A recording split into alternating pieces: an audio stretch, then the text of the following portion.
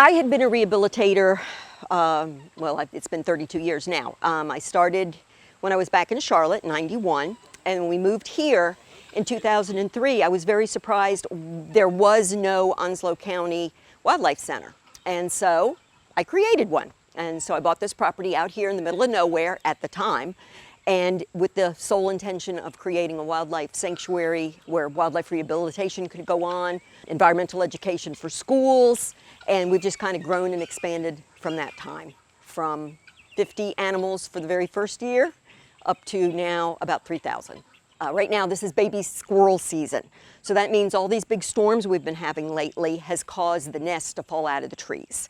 And when they fall down, they're full of the babies. If mom can't come pick them up and take them back to another nest, people find them in their yard and bring them to us, and we're hand raising squirrels in there. So we have about 30 in the animal room right now that are being fed every 3 hours. Cats find rabbits in the yard all the time, and people bring us the wounded rabbits. We'll take care of those.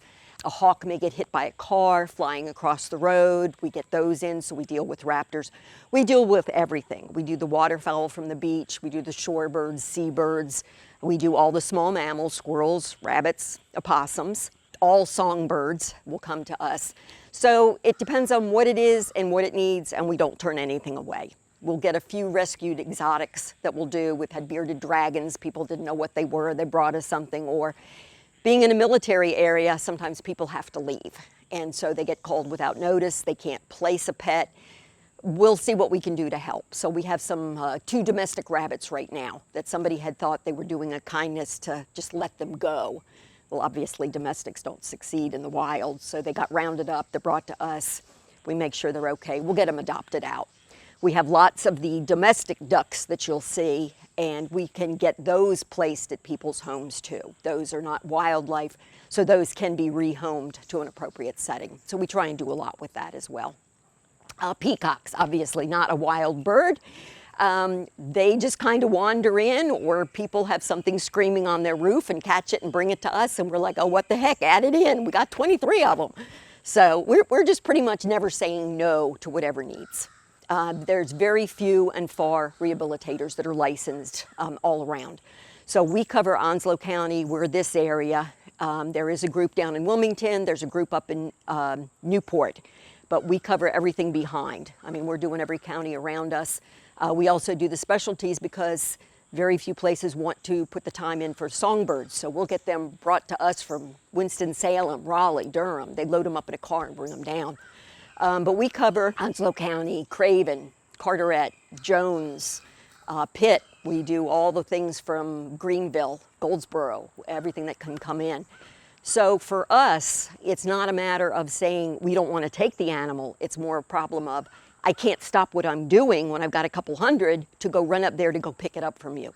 So we have to ask people if they can at least make the arrangements to get it to us. We can take it from there. So we have started a transport relay, comes out of New Bern, so that when we get the calls from Greenville, we'll go ahead and pass them off to our New Bern contacts. They'll contact the people, they'll start to make relays set up. It may come Greenville, New Bern, Maysville, Maysville to us, and down. Or some people will say, you know what, I'm willing to do this. You know, I'll get in the car, I'll drive an hour and a half, no problem, because I know I want this animal to get the help. We don't charge, there's no cost involved, but we need the transportation. That is really critical.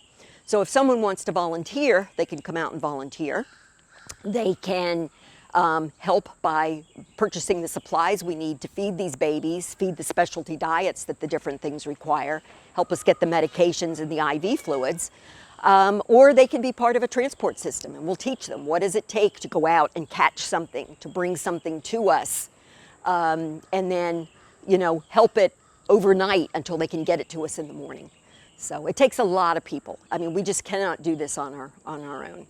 So we need the community to help the rest of the community to help all these animals. Everybody thinks we're known as Possumwood Acres because I love possums, which is true, but we are named Possumwood Acres because when I moved here, I saw a tree that I didn't recognize that had little orange blobs on it, and I was puzzled because I'd never seen one in Charlotte before, And the next night there was an opossum up in that tree eating these little orange blobs. I looked it up. It turns out that is a persimmon tree, and the common name for that is the possumwood. So we just said Possumwood Acres. That's it. It's a sign from God. We have to be that. So they can call us directly, 910-326-6432. And what we'll do is we'll direct them to our website, possumwoodacres.org. And under the How to Help section, there's a volunteer page. They fill out the information, send it in. We get them scheduled to come in for an orientation, and then we work one-on-one buddy system training. We have intern programs for people who want to learn how to do the hands-on medical care, so that people are able to do that. They're able to go through, depending on their work schedule, anywhere from a 6 to 12-week intern schedule, and they learn hands-on. They're learning to give the injections, do the tubings, bandage and splint, wound care, all of that.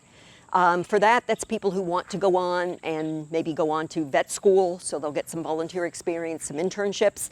But for people who want to get their licenses, the state for mammals, the federal for birds, they have to train for a year, and we can offer that training. We can be the mentors. We can help them with the apprenticeship, mentor license relationship that has to be established with the state, and we're able to do that and then certify them to go on and get their own permit, and then continue to work with them as needed. Please don't think you can do this on your own if you don't know what you're doing. It takes very specialized diets. It requires specialized handling and care. Good intentions can actually do some harm, and I always hate to say that when somebody brings us something they've tried to keep for a week and thought they were helping. I understand they were doing this out of the kindness of their heart, and unfortunately what they did was wrong. It wasn't the proper foods, lack of the proper nutrients, and the animals wind up dying or cannot be released, or I wind up having to euthanize. And that just breaks my heart because I feel so sorry for these people who tried so hard to help. So we're like, let us as the experts who know what they're doing, do it. And if you're interested, we will teach you the right way to do it.